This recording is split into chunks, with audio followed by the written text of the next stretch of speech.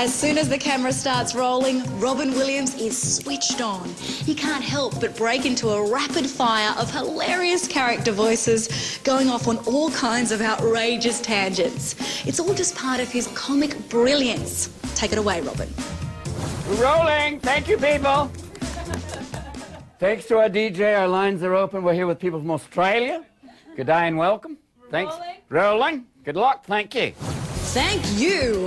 Robbin is hands down one of the greatest impromptu comedians of all time, with an incredibly fast-paced wit. It's hard to believe that as a child, Robbin was quiet and shy. Overweight, he had few friends and started learning different voices to entertain himself. He found his calling when he discovered drama at high school, where ironically he was also voted most likely not to succeed. I'd love to see what his schoolmates have to say now.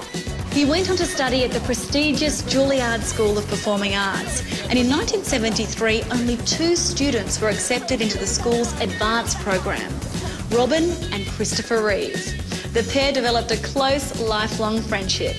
In fact, after Christopher's tragic accident, it was Robbin who showed up at his bedside pretending to be a crazy Russian doctor wanting to perform a colonoscopy. When Robbin finally removed his surgeon's mask, Christopher laughed for the first time since his accident.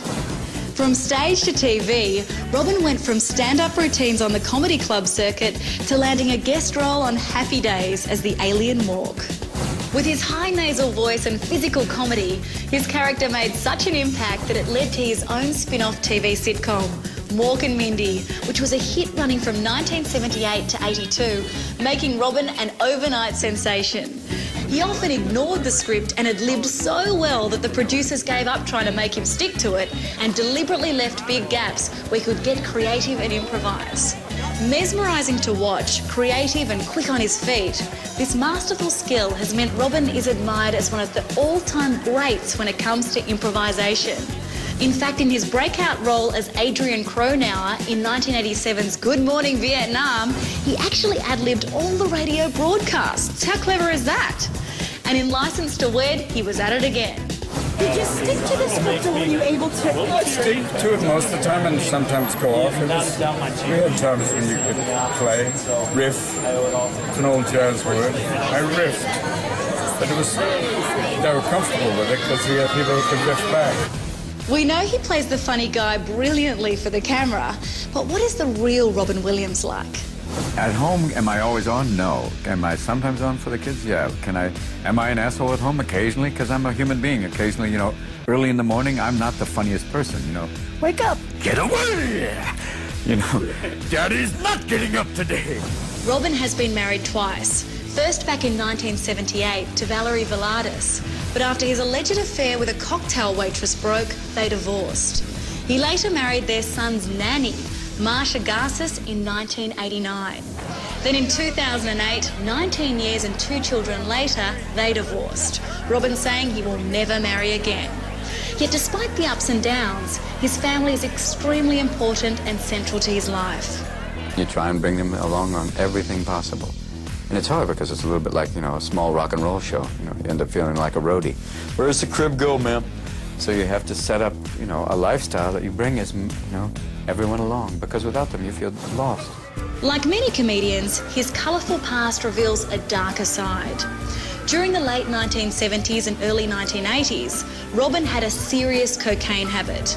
Always the joker, he said, cocaine is God's way of telling you that you are making too much money. Robbin has said the death of his close friend and frequent party pal John Belushi, along with the birth of his son in 1983, both acted as a wake-up call, prompting him to quit. But he fell off the rails again in 2006, and after 20 years of sobriety, this time he checked himself into rehab for alcoholism. This clearly took a toll on his marriage. All that said, it certainly hasn't stopped Robbin's professional success, with an Oscar and 3 nominations under his belt. I was 3 times there and lost 3 times, which is always wonderful. Because, you know, they always keep the camera on the people who lose just to get a reaction, and you're supposed to go, I'm so happy for you. And in reality, you're going... But even though he left the Academy Awards empty-handed after his first 3 nominations, for 87's Good Morning Vietnam, 89's Dead Poets Society, and 91's The Fisher King, he still felt a sense of having made it. You know what it is about that that's wonderful? Two things. It's like in some ways like making the Olympics. When you make it that far, you know you're in a certain class. It's like, oh, that's wonderful. To be in a room with people like, you know, the Vol will be there. I mean, Jack's always fun to see.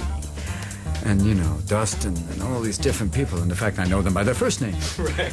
But, you know, the idea to be in that company is quite wonderful. But his Oscar-nominated roles aren't his only memorable ones. His films are extensive and diverse. Think comedies like The Birdcage and one of my favourites, Mrs. Doubtfire, to some of his dramatic roles in films like Awakenings and What Dreams May Come. So which of his films are his personal favourites? Yeah, Dead Poets, Awakenings, Fisher King, Aladdin. Yeah, a lot of them. Oh, and The Birdcage, just because it's fun to be an older gay man. And are there any of his films that he feels were Oscar-worthy but missed out? I think for Doubtfire, I thought maybe, but I also knew because it was a comedy that, you know, they tend to ignore comedies.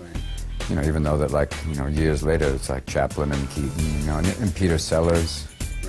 You know, he was nominated, which was great, but, you know, sometimes they think of comedy as being, oh, that's that little silly thing you do. Go do that someplace else. Go play with yourself in a corner. It has been voted one of the funniest movies of all time. That scene where his rubber breasts catch a light is absolute comedy gold. And his own gold statue did come in 1998 when he won the Best Supporting Actor Oscar for playing a psychologist in Good Will Hunting. And while awards are great for the ego, what is it that really inspires Robbin to act? When I see a movie like Flubber with my children and they're laughing, or when I see a movie like Good Will Hunting and people are deeply affected by it, you know, not just that, you know, sometimes that they're crying, but also just that the fact that it touches people, I mean, it means just as much. It's a great honor to, you know, laughter, crying, any one of those emotions apply in the area of you've reached somebody. And despite his superstardom, Robbin's quick to admit he's lucky to work with the best in the biz and learns a lot from his fellow actors. It was easy when you're watching someone like Robert De Niro because you were just watching and learning. The amazing thing in the last few films is to learn from people, to work with like Robert De Niro, to work with Jeff Bridges, to work with Dustin Hoffman, to watch these people. And you sit back and you say, hey, I haven't got any of the clues yet. I'm just learning now. Oh, that's great. Oh. While Robbin is most famous for his comedic skills, he has a combination of fragility and warmth that has made him successful playing a number of complex and harrowing roles, which he admits takes an emotional toll. You touch your own emotions. You touch, you know, to kind of, the hard part is, and the thing you have to kind of put a firewall against is bleeding into your own life, or you come home, and you can't help it sometimes. I would come home and be, the children would be there, you start hugging them, they're going, You're hurting me. I'm playing Nintendo, please. So you'd have to kind of, you know, say, okay, let it go. Find a way of letting it go and just, and it helps because that way you can come back and do it again if you have to, but you have to find a way of just... So of all the films he's done to date, which has he found the most challenging? The one in What Dreams May Come, I think, was the toughest, hardest, physically, emotionally, everything. Just because literally how was work today? Hell. No, I meant it. I was in hell for like 3 weeks of, you know, acting in these scenes where, you know, there's midgets floating in the water and, you know, people, you know, lunch. And it was just bizarre. And by the end of that movie, I was just so drained in terms of having to deal with all the issues in it that I was just like, okay, thanks. It was brutal. A film much more fun to make was 2009's Happy Feet. Robbin put his diverse vocal talents to work for two very different characters, channeling the voice of Barry White for the spirit warrior penguin Lovelace, while going Latino style for the penguin Ramon. 1 out of every 10 penguins is gay. That's why they have dancing. Hello? That's right, 1 out of every 10. So in a population of several thousand penguins, there's a group of penguins going off. Where are you going? Just to the iceberg. Just to talk. What are you doing? We swim together, dance together now. Birds of a feather flock together with a flipper and two. He's just so shy, isn't he? Not to mention quick-witted, he never stops. Throughout his career, Robbin has made a conscious effort to mix up the genres and styles of the projects he takes on. And when he started to be typecast in tearjerkers like Patch Adams and Bicentennial Man, he challenged himself to choose unconventional, contrasting roles, like playing a low-life kids' TV host in Death to Smoochie, an emotionally disturbed photo development technician in 1 Hour Photo, and a sociopathic writer in The Final Cut. A more recent film of Robbin's which caused a stir was 2009's World's Greatest Dad. A twisted dark comedy, it was criticised for going too far and being in bad taste. But Williams and director Bobcat Goldthwait were happy with how it was received by an extremely tough audience at its LA premiere. At screening in Los Angeles, people are just quiet or Yeah, there used to be the joke about, Los Angeles audiences seeing comedy being an interesting concept. Yeah. So I was really happy to sit in the theater and have people laughing. And let's face it, one of the highlights of the film, or I don't want to be harsh, but possibly one of the lowlights, is when Robbin gets his gear off. If they don't shave me for a nude scene, it becomes animal rights issues. Then they start to have an animal trainer going, nice take, good take. I mean, it's weird when they had these ladies once waxing me, 2 of them, and they finally went, do you mind if we take a break? I was like, I'm sorry. Oh, big time. It was almost like cotton picking. Nobody knows the chest hair I seen. But when people say, why do you want to do a nude scene? I guess because I can. I don't know. I'm not going to be in porn. There's no... Yeah. Yo. BigOlderMen.com.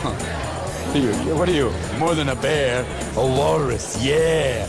After over 3 decades in showbiz, having starred in more than 70 films, Robbin Williams was honoured at the Hollywood Film Festival with a Lifetime Achievement Award. It's fun. I mean, they said, you want to know what? Okay, I'm still alive. Lifetime achievement, good. I'm still continent. I didn't have to put on the special pants. And it's nice to be among people that I admire, which is kind of cool. Incredibly quick-witted, fast-talking and often controversial, while a comedian by trade, we are constantly surprised by Robbin Williams' talents. And I truly believe that with such a broad theatrical range, there isn't a role that he couldn't master. Stay tuned to Star Picks for all of the movies you know and the actors you love.